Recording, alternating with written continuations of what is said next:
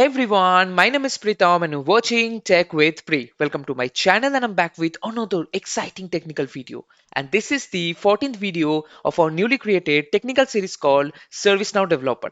So in my last video, we have understood a very important concept, which was the classless script include. So I have told you like what is classless script include, how it works, how you can implement it inside of your PDI with the help of use case. So all of these things I have shown you, right? And I hope the concept gets clear. And if you have any doubts or any query, or if you missed the video, don't worry. I'll put the link in the description, and also you can find the link here on your screen. So today we are going to learn the next type of script include, which is the define a new class. So finally, after learning class less, finally we will learn about class base. So also define a new class script include things you have to remember while declaring a class, and very importantly how we can use different functions and call them from business rule. So yes, we are going to deal with a very complex use case this time. Make sure you watch the full video to understand each and everything very clearly.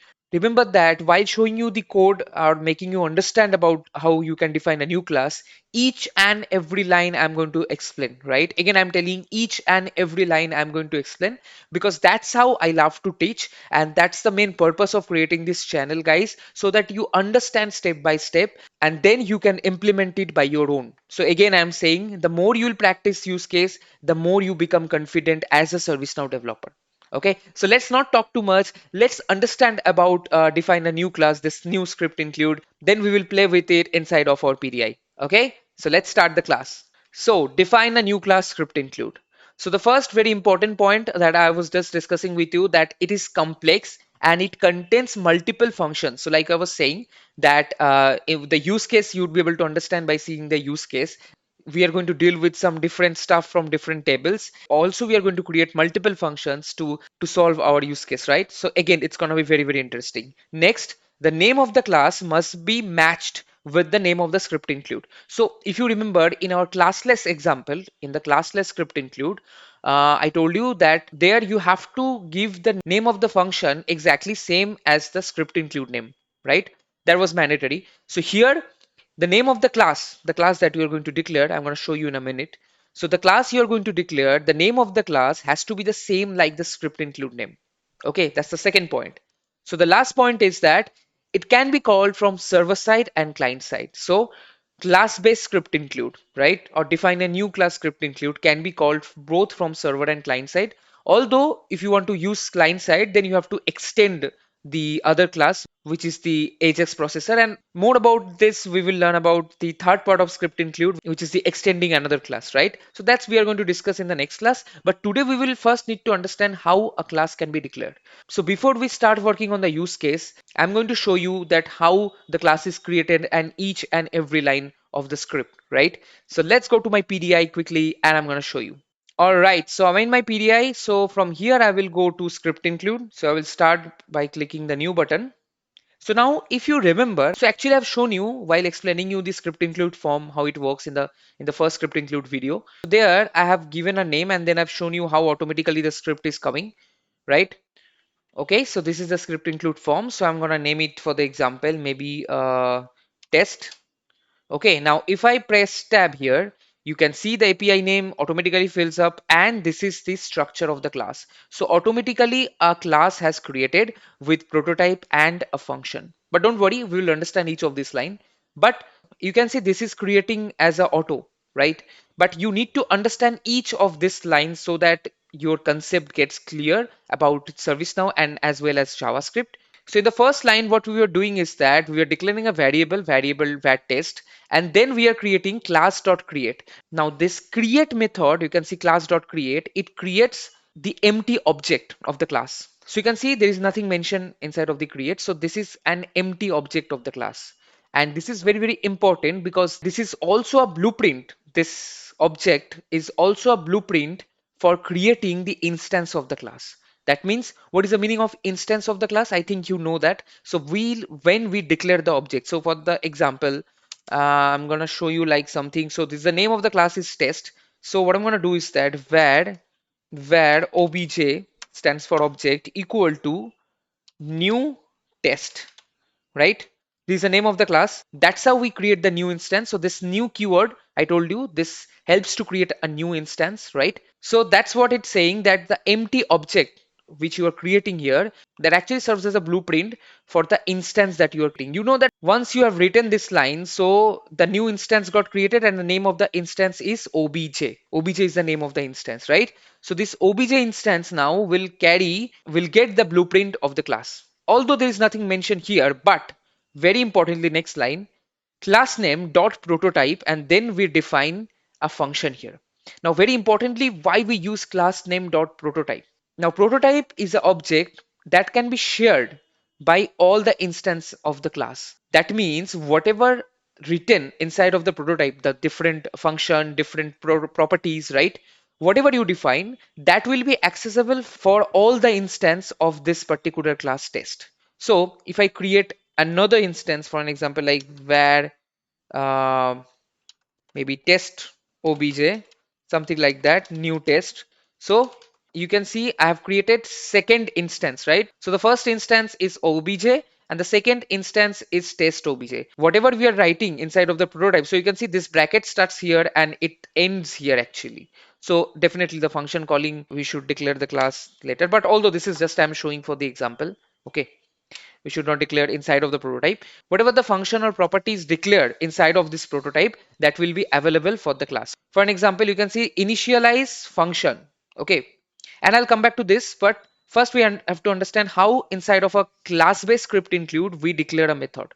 So you can see this is a by default method, initialize, then colon, then we write function. So simply if we want to create another function, because we will deal with multiple function as it's a class-based script include, so maybe I'll name it as a, and this is the name of the function, and then we write function like this, and then you write the code here once, and after every function you need to put a comma. That's how we are going to declare the function here inside of the script include. Now what I was telling is that, and you can see check, this function check is there inside of the prototype object. So that means after creating the new instance obj, I can directly access obj dot then the method check. We can directly call the method because after you declare this instance obj, now obj has the access all the function and properties of the prototype, right? So I hope now it's clear why we use prototype.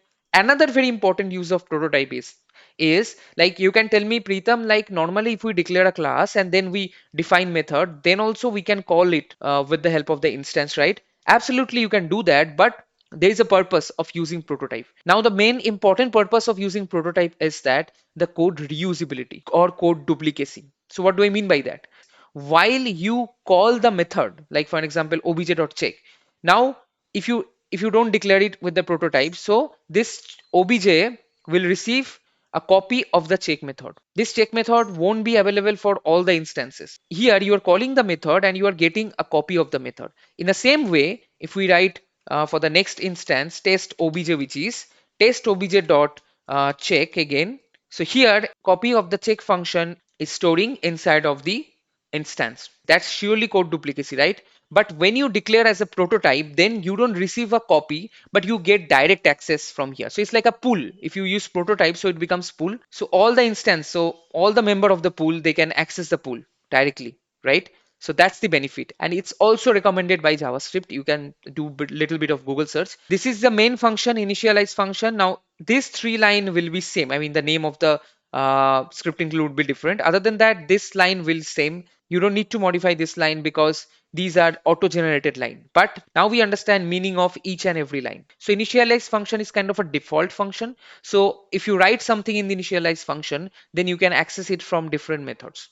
That we will see maybe in the next video. And other than that, you can simply declare a function in this way, right? And at the end, you will write as a type, what is the type of this script include, and you just need to give the name of the script include, which is test. Now, I hope you got a clear idea what each of this individual line is doing and how cool it is, right? So the concept is clear. Now it's time to go back to the use case. All right, the use case time. So when priority of the problem record changes to critical, then an associate incident will create for the same problem record. Okay, and the incident should contain following info. First, the caller name should be logged in username. Okay, that's fine.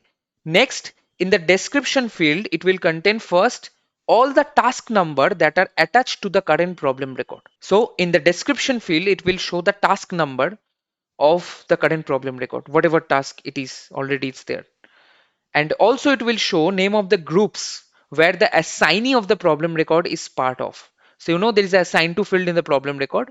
So whoever is the assignee, it will, in the description of the incident, it will show what are the groups they are available. And it seems very, very complex. I've made this use case so that you understand the vast use of script include and how powerful it is. So here we are dealing with different tables, task number, to get the task number and also get the group, right? And now we are going to implement it, but don't worry, let's go to my PDI. Let me again clear you out what actually the use case is gonna do, right? So let's go. Okay, so I will close this script include because I'm gonna create a new one. So here first I will go to the problem record. So whenever you will change the priority of the problem record to P1, then an incident will create. It will show, the incident will show here also. And here in the incident, the caller field will contain the current logged in user. So in our case, it would be system administrator. That's what we are logged in. In the description, it will show two things. First, the associated task of the problem record. So there is no task you can see for this record. So maybe for the example, we will create that later. So it will show the task number. So it will mention like the task numbers are, and it will show the task number. And also you can see this is the assigned to field, and problem coordinator B is the person who is working on it. So it will also show what are the groups this particular assignee is part of. Isn't it interesting? So we are going to deal with two tables, and I'll show you how with the help of script include you can do that, right? So make sure you watch the full video to clear your concept. So first, what I need to do, I need to create two tasks. So for an example, we are going to change priority of this particular problem record. So we need to have tasks so that it can come in the incident record. So I'm going to quickly create two tasks. So maybe I'll give task 1. So I'll create another task 2, and then submit. So now if I scroll down, you can see two tasks are there. So it's fine. So this two tasks will display in the incident. And also let me see this problem coordinator B is part of any group or not. So I've opened the user tables. So if I go down here, you can see it is part of two group. So problem analyzers and problem solving. So once the incident will create after we change the priority to 1, then in the incident record, it will also show what are the groups this problem coordinator B or the assignee of the problem record contains, right? That should be our goal. So how we are going to do that? So very simply, you can understand, if we want to create a incident record from the problem table, then we need to create a business rule, and the business rule has to be done in the problem table, right? Why not in incident table? Again, I'm telling you have to think, right? Before you implement it, before you apply it in a particular table, the business rule, you need to think of it, right? So here the main goal is we need to create an incident whenever the priority change, right? So the priority change is happening in the problem table. So definitely in the condition we can mention that when the priority goes to 1, right? That's for the one reason. And second reason, when the incident, we are going to create an incident, right, with the help of scripting, then we need to put the value of different fields. Very importantly, make sure condition is the incident that will create, it will be an associate incident. So once you make a P1 and save the record, then when it will come down, you will see the incident is there. So that means what we need to do in the incident table, in the related records, so here we have the problem field.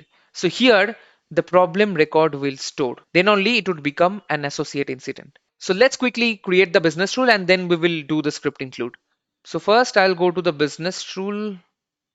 Okay, so I've opened the business rule and I'm going to create a new one, and I'm going to name it this time create incident. So it is creating an incident, right? So create incident, and the table will be problem table. Okay, now I'll choose advanced. So it will be after, then update, and priority changes to P1, priority 1, that is critical, right? So in the advanced part, what we are going to do, we need to create an incident, right? So we will write var gr equal to new glide record. Okay, new glide record, and I'm going to do it for the incident table. Then gr dot initialize, because we are creating a new incident, and I've already shown you in the glide record video how you can create an incident, right? So here I'm going to now define the value. So first in the incident table, I can just check the name of it. So it's a problem underscore ID. That's what I need to store, right? So that it becomes the associate incident of the problem record. Now, how I'm going to get the problem record? I can directly use, this is the problem table where I'm doing this business rule. So current dot sysID will give me the problem record.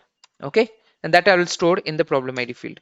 Also, let's put some short description because that's also important.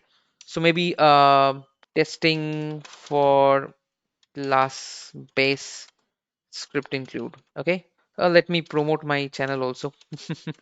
Tech with free, like this. Cool. Short description is done. Now caller, and as per the user case, the caller should be the current login user, so that won't be tough. So gs dot get user id will get the sysID of the current logged in user, and that I will pass to the caller ID field of the incident table. And finally, the most difficult one, so description.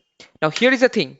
Now here we need to get two things. First, what are the problem task available for the problem record which we were working, and also the assignee groups, right? What are the groups the assignee is currently part of?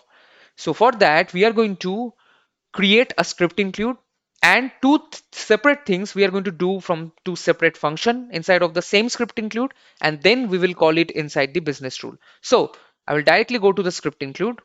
So this is a script include. I'm gonna click on new. So maybe I'm gonna name is get problem details.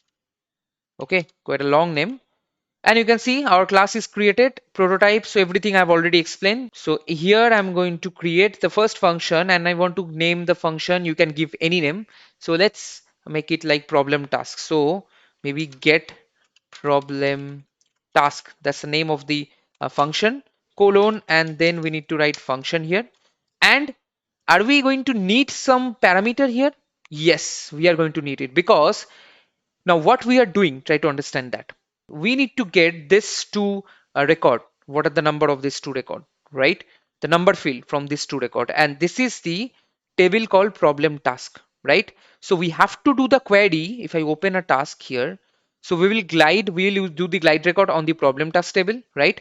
And there, the query that I'm going to do, the problem is the current problem, or this is ID of the problem record. That if I pass that, so it will return only the task where the problem is this one, the current problem record we are working, right? So I'll come back to the here. I need to have the current problem record, that is the sysID of the problem record, and that we will pass as an argument from our business rule. So when we will call the function, we will pass the argument, and here it will receive in the parameters. So I will name the parameters. So I will receive the problem ID. So maybe problem, just problem maybe. Okay. And this is the first function I'm going to work in. So where gr equal to new glide record, and here I'm going to do it on the problem task table. Okay. Okay. So gr dot add query. So now what I need is that I need to see all the tasks where the problem is the current problem record. So it is the name of the field is problem. So let's make it in this way. So add query. So the problem field will be, then I'm going to receive this SID through argument from the business rule. Okay, that I'll show you in a minute. And I will store it in the problem parameters. So maybe I'll name it as problem ID. So otherwise both the name will be same. So problem, and here I'll pass the problem ID. So I'm passing this SID of the current problem record that I'm getting from the business rule. Okay. So now if there is a record, so I'm gonna do if gr.next, if it is there. Now here is the thing. Am I going to use if? Because we are going to return not only single record, multiple record it can be, right? So right now also, if I open this problem record, it has two, right? We need to get two numbers or all the numbers of that particular field, right? So if won't work and you guess it right, it will be while. Now, another thing, in the loop, what we are going to do, we are going to store, somewhere we need to store the problem task number, both the problem task number. Okay. And then we will return the problem task number. So you can understand what kind of JavaScript thing, what I'm going to do is the array. So simply I will declare an array where maybe p task is the name of the array. So I will make it as a blank array. So while it will go with all the records where the problem field contains the current problem record, and it will store, so p task dot, again in the array class, each and everything I have already explained you what are the different method of array, how you can use it. So I'm using the push method to store the value. So in the problem task table we need the number field, right? So it will push the gr dot number, right? Absolutely clear. And then out of the while loop I'm going to return this, return p task. So it's returning the array. Isn't it cool? So this is the first function, and the second function that we are going to do is the get user group, something like that. Again colon and function symbol, and then again, do I need a parameter? So let's see that. So now this time, if I actually open the record of this coordinator B. So if I open the record again, you can see in the user table, we have this information stores here. So let it load first. You can see now what is this table name. So if I just check what is the name of the table, you can see the name of the table is sys user group member. So now for an example, now let me open this table. So maybe I'll go to configure and table from here, and let me see what are the fields are there, because we have to do the query, right? Okay, so you can see here we have group and we have user. So now the user details, I mean, what is the assigned to field, whoever is there, like problem coordinator B for an example. So we can get it from the business rule. Again, we can just pass current dot assign to field value, and I will store it in the script include. And then, so let's do that. I think you already guessed it what we are going to do. So here I'm going to get the assign to field value. So maybe I'm gonna write assign to. Okay, now inside of it we are going to write where gr equal to new glide record. So now you can ask me, Preetham, already we have used gr variable here in the other function, but each and every function is different or from other function. So you can use same variable name without any issue. Okay, that's also a very important learning. So I will paste it, the name of the table sys user gr member, and here gr dot add query. Now here what I'm going to do is that now I need all the name of the groups where the user is the current user, current assigned to. Okay, add query where user, it is users or user, it is user where user is assigned to. Okay, it will store the sysid of the assigned to field from the business rule. And so same thing, gr dot query. And again here also we need to declare it as while gr dot next, as there can be multiple group user can be part of. So, and again I'm going to declare an array same way. So where g member group member, so I'll declare blank array. Now here, because group, you can see group is a reference field, right? So directly we can't access it, we will get the sysid, but we need the name of the group. So what we can do, that we can write gmember dot push, and inside of it what we are going to do, we are going to do gr dot get display value, get display value of the field groups, group, not groups. So group group. Okay, that's all. And then here return outside of the while loop, that's very important, return the array gmember. That's it. I'm going to save the script include here. And now we have not done yet, because we have to, okay, I need to give a comma, we have to call the script include from the business rule, otherwise it won't get called and it won't ever execute, right? Okay, so this is our script include. And now from the business rule, so that in the description we will write the like problem tasks are, and then it will show the numbers. So I will call the function, but first I have to create the instance, right? This is where we have declared the class. The name of the class is the get problem details, same as the script include name. Now we have to create the instance of this class, and for this we are gonna do var. So now we are declaring the object, we are creating the object. So var maybe main obj something like that equal to new get problem details. So this is the name of the script include, right? Now we declare it, and now this is the instance main obj. Now we can directly access all of the method because all of the method are declared in the prototype. So you can see if I press dot here, I will get the method. So you can see get problem task. This is the first method. So here I need to pass the current dot sysid, that will send the problem record, plus so the groups of assignee something like that.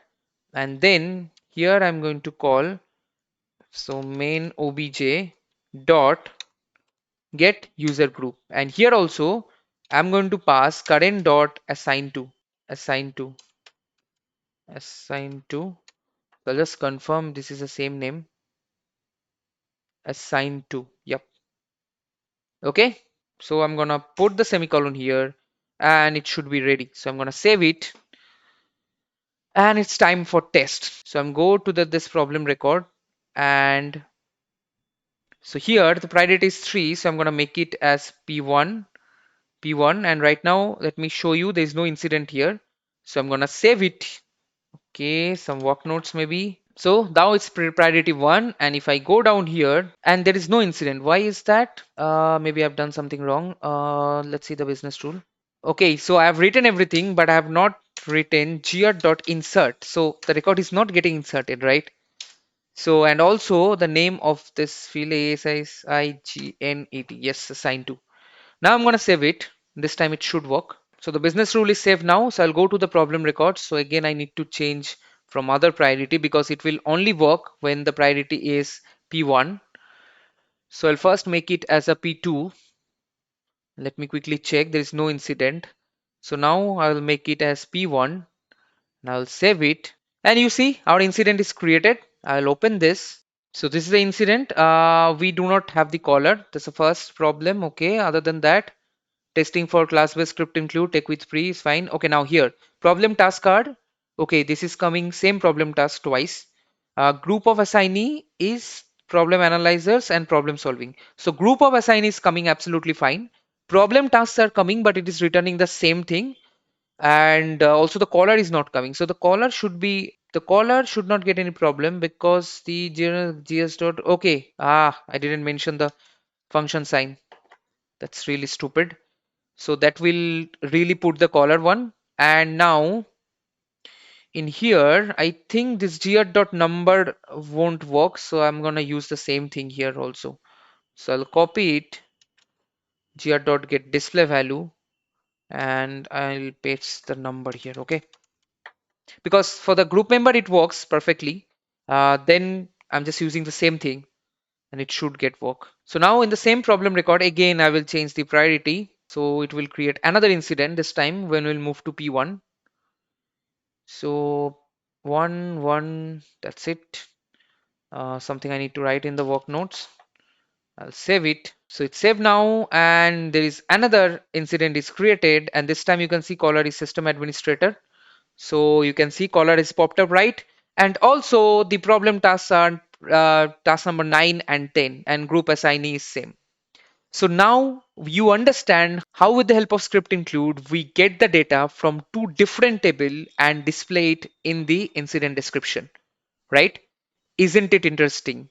So I know this is kind of a complex, so I want you to practice in your PDI right now and maybe try with some different scenario. Also, if you want to practice more script include business rule with more use cases, so the more use cases video will be uploaded for the members. So if you're not member, you can join it. It's a very, very minimal subscription is there.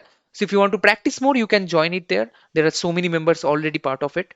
And also, if you are facing any issue, any problem, then you can ask me in the comment section. Always I'm available in the comment section. You can also ping me in Insta if you want to share some error screenshot or something. Then you can ping me, and also don't forget to follow my Insta channel. And also don't forget to subscribe this channel, share this video with your friends and families so that it can reach out to many people. See you in my next video. Bye bye. Take care.